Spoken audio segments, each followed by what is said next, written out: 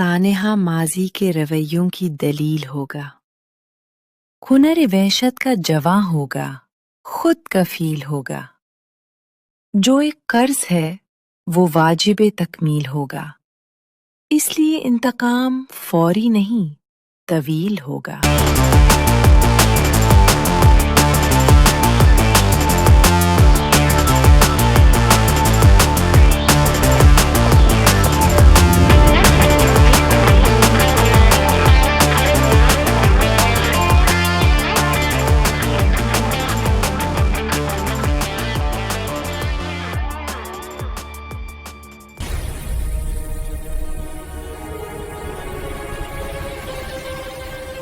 Japan के एक पुरसकून शहर में वाक़े एक खूबसूरत कॉलेज में सुतोरू तकाबा अपनी ग्रेजुएशन मुकम्मल करता है। इसके चेहरे पर कामयाबी की चमक और आंखों में मुस्तकबिल के ख्वाब झलक रहे होते हैं। जब वो स्टेज पर जाकर अपनी डिग्री वसूल करता है तो पूरा हॉल तालियों से गूंज उठता है और यही लम्हा इसकी जिंदगी के एक नए बाब की शुरुआत बन जाता है। ग्रेजुएशन के बाद तकाबा अपनी प्रोफेशनल जिंदगी का आगाज करता है। वो एक मेहनती और बासलाहियत नौजवान के तौर पर जल्द ही अपनी जगह बना लेता है। इसकी जिंदगी में सब कुछ तरतीब से चल रहा होता है, जैसे किस्मत इसके हक में हो। इसी दौरान इसकी मुलाकात एक नर्म मिजाज और खूबसूरत लड़की नामिको से होती है। दोनों के दरमियान दोस्ती मोहब्बत में बदल जाती है और कुछ ही अरसे बाद वो शादी के बंधन में बन जाते हैं।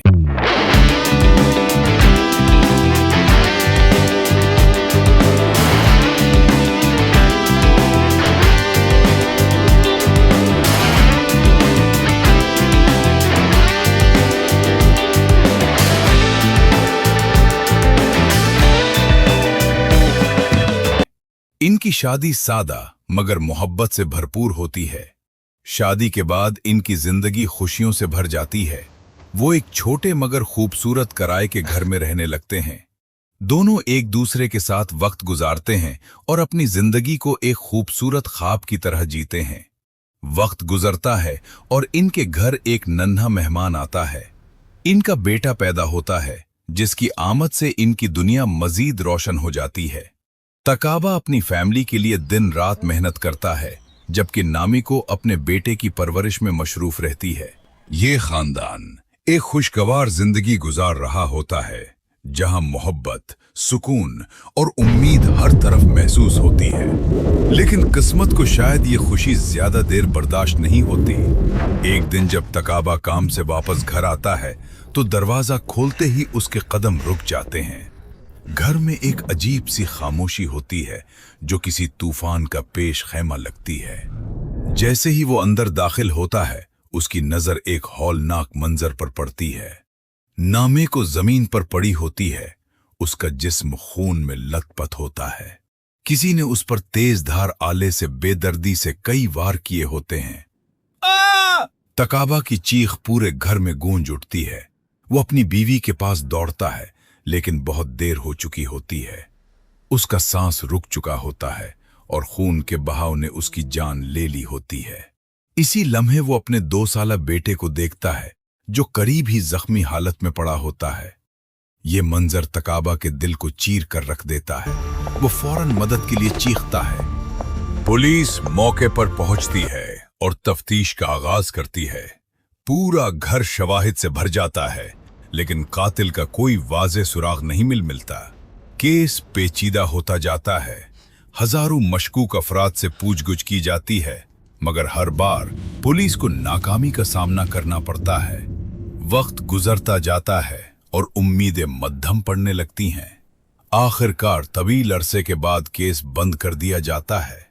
कानून के मुताबिक शवाहिद की कमी की वजह से फाइल बंद हो जाती है, लेकिन तकाबा के दिल में इंसाफ की आग अभी भी जल रही होती है। तकाबा उस घर को छोड़ देता है, मगर एक अजीब फैसला करता है। वो घर के अंदर मौजूद हर चीज को वैसे ही छोड़ देता है, यहां तक कि नामिको का खून भी साफ नहीं करता। वो दरवाजे को ताला लगा देता है, जैसे वक्त को वहीं रोक देना चाहता हो। वो दूसरे किराए के घर में शिफ्ट हो जाता है, मगर पुराने घर का किराया देना जारी रखता है। ये अमल 26 साल तक जारी रहता है और इस दौरान वो तकरीबन 22 लाख रुपए सिर्फ इस याद को जिंदा रखने के लिए खर्च कर देता है। उन बरसों में तकाबा इंसाफ के लिए दर बदर भटकता है। वो मुख्तलिफ इदारों और एनजीओज के पास जाता है, अपनी बीवी के कातिल को तलाश करने की उम्मीद में हर दरवाजा खटकाता है। आखिरकार उसकी मेहनत रंग लाती है और वो केस को दोबारा खुलवाने में कामयाब हो जाता है। अब साल 2025 होता है और दुनिया टेक्नोलॉजी के उरूज पर पहुंच चुकी होती है। डीएनए टेक्नोलॉजी के जरिए पुराने शवाहिद को दोबारा जांचा जाता है। उम्मीद की एक नई किरण पैदा होती है, जैसे अंधेरे में रोशनी की एक लकीर। इसी दौरान एक चौंका देने वाला मोड़ आता है। एक 69 साला औरत खुद को पुलिस के हवाले कर देती है और एतराफ करती है कि उसने ही नामिको का कत्ल किया था। इसका बयान सबको हैरान कर देता है। वो बताती है कि वो तकाबा की कॉलेज क्लास फेलो थी जो उसे पसंद करती थी। वैलेंटाइन डे पर उसने तकाबा को प्रपोज किया, मगर उसने इनकार कर दिया।